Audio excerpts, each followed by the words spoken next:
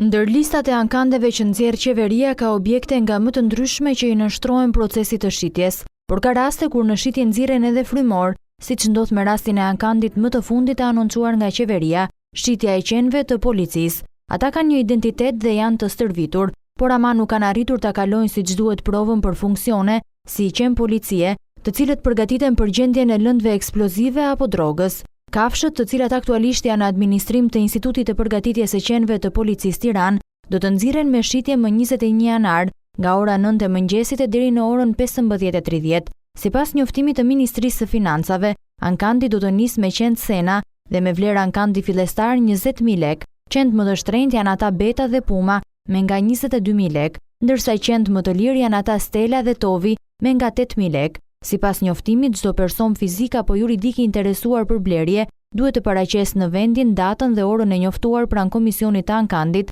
dokumente si kërkesë me shkrim për blerje e regjistruar pranë protokollit të Ministrisë së Financave, garancim bankare apo mandat pagese në origjinal që vërteton ngurtësimin e 20% të vlerës së fillimit të ankandit në lek për llogaritë të Ministrisë së Financave, si dhe dokument identifikimi, pasaport biometrike ose letër njoftim.